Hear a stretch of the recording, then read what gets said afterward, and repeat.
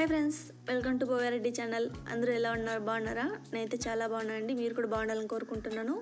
ఇవాళ వీడియో ఏమంటే మనము కళ్ళకెట్టుకునే కాటిక, అలాగే పిల్లలకెట్టే బొట్టు, అందరూ కలిసి పెట్టుకునే దిష్టి చుక్క, దాన్ని మనం ఏమంటాము? కాటిక కదా. ఆ కాటికని ఎలా చేయాలని మీకు చూపిస్తాను. ఒకసారి వచ్చేయండి. ఏం లేదండి, దీనికి కావాల్సిన ఐటమ్స్ ఏమంటే కటను, అలాగే వాము, ఒక దీపాంతి, నెయ్యి, 2 గ్లాసులు ప్లేటు, కొద్దిగా కొబ్బరి నూనె, అంతే అండి. ఇంకేం ఐటమ్స్ అవసరం లేదు. చాలా అంటే చాలా సింపుల్గా చేసేయచ్చు అనమాట.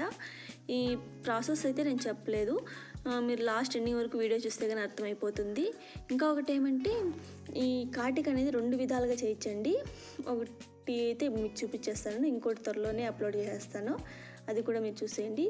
ఈ కాటిక మనం వామేసి వాడడం వల్ల మనకి ఎంతో ఈజీగా కళ్ళకి అనేది దుమ్ము ధూళి అనేది అంటకుండా, వామ్ వల్ల మన కళ్ళకి ఎఫెక్ట్ కూడా కాదండి. అందుకని వామ్ వేసి చేస్తాను అనమాట. బాగా షైనింగ్గా కూడా కనపడుతుంది. ఈ కొబ్బరి నూనె పడతాం కదా, అందుకని షైనింగ్గా కనపడుతుందండి కాటిక.